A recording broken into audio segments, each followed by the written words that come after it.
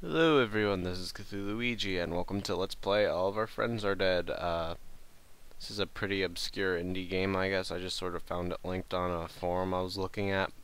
But I thought it would be a good way to do something special for Halloween, and as far as I can tell from a basic search on YouTube, there's only been one Let's Play of this before, and it was text-based and not very popular, and in general I don't think indie games really warrant quite as many Let's Plays because it sort of defeats the point if they're super popularized, I guess.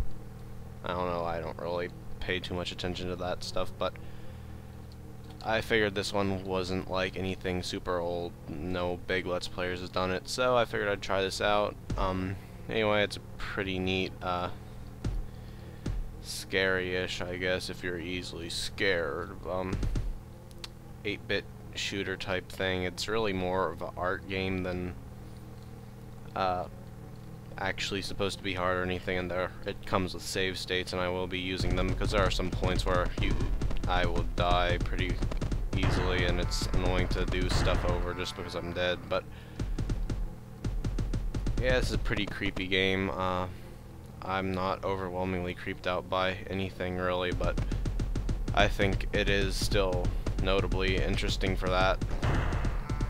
So right now there's basically nothing too bad going on, and you're just like some unclear post-apocalyptic place with generic old video game block times and some aliens that look like those ones from Sesame Street, or I don't know what they're actually supposed to be. There's some kind of demon, and that blood or lava or whatever it's supposed to be kills you for what it's worth. Falling. Ah, what a nice door. Reminds me of Super Mario Brothers 2's.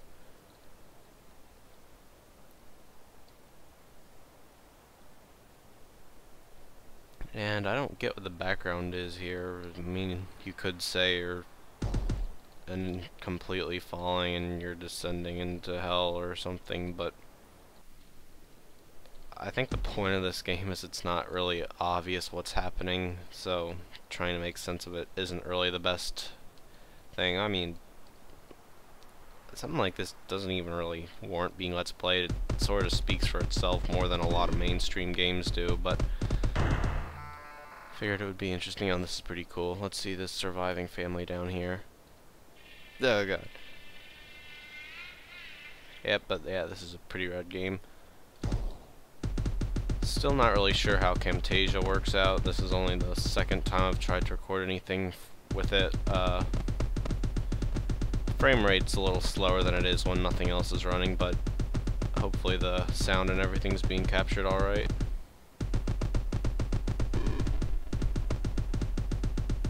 I remember the quality was pretty well for within a deep forest, so this should work pretty well. And this part is sort of hard. I'm just gonna save state and try to make the jump, because there's a lot of stuff way up high and they're bouncing really.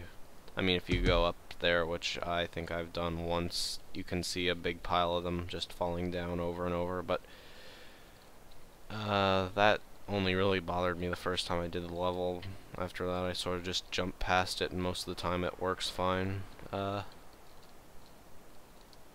So there's some stuff down there, except I don't know if anything's interesting. I thought this was like a bonus or something the first time I found it, but as far as I can tell, it's the only way to progress through this level. So despite the fact it says run, watch the cowards there, which made me confused by its meaning. I think it's just saying watch the cowards run, watch the cowards run, watch the cowards run, watch the cowards. Yeah, and I keep thinking the coward says towards or something, but this level's about done. This game is pretty short. I can't imagine it's going to take me more than 2 videos to finish, but still very interesting and good for setting the tone to the much darker Luigi's Mansion. Down, down. Because Luigi's Mansion sure is darker than indie games that don't have to be appealing to mainstream people, right? Down, down, down. Oh boy. I don't really know what that's supposed to be. I mean, yeah, it's pretty eyeball-y, but most eyeballs aren't giant and glowing red, and I think that's sort of the point. But anyway, yeah, you sort of just touch random stuff to go to different levels.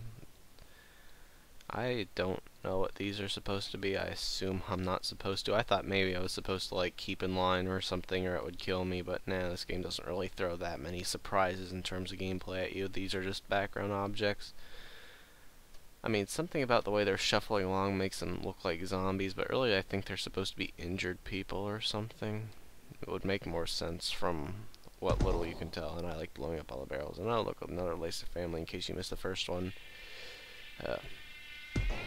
And let's go through the other bird door. And that's a pretty great looking thing. I don't know what that is. Lead or something. This is scary music for the first boss, but nothing in this game is actually hard in terms of gameplay. There's a little bit of tough parts, but you have save states and infinite bullets and everything. Really, the atmosphere is the creepy part. And this is a pretty great boss. It's shooting corpses at you. It's basically a giant version of the regular little alien guys. I thought maybe this was the end of the game the first time I was playing through this a couple days ago, but nah, it's not gonna be over for a little while longer. There are 2 other bosses and levels get a little harder. Anyway, yeah, it's actually less like the aliens and more like a giant figure. I didn't really notice that. I just sort of saw it was red and had the same kind of mouth. This is, I mean, I haven't really played Earthbound much for myself, but it sort of reminds me of the Gygus thing. So anyway, that crystal appears there, or whatever it is, and the pedestals would have come up and got it. But I don't care about pedestals. Temple. I think that's what that said. The frame rate slowing down made me see it. I couldn't read it in any of my initial runs, but yeah, these spikes obviously kill you. Yep, just thought I should demonstrate that. I am beginning to regret not putting like a viewer discretion advised thing at the start of this, because I sort of imagine that my happy-go-lucky Nintendo game fans probably aren't used to this kind of stuff, but it's good for you. Makes you a more interesting person like me. Whoops. Yeah, those are being shot by what is effectively a bullet bill cannon. I'm way too not scared of video games for this to really bother me, and probably read too much Lovecraft, and it's desensitized me to cool stuff like this. Yeah, those things remind me of Bowser's Fire, which is probably not an association most people would make, because they'd be more like, oh god, a head is shooting fire at me, but doesn't bother me too much. I've seen worse. And something has been dragged into that or something, I don't really know. And whoops. Seems like his system on next didn't work too well. I'm not sure if this is supposed to be like the same area as in the first level or something. Haven't really compared it too much. And let's see what's over here. Oh dear. But she is not there. And you lose control of the cursor, and that's pretty creepy, and Mr. Game & Watch is freaking out at you. But luckily, since she is not there, no one's going to freak out about the horribly pixelized semi-nudity, right?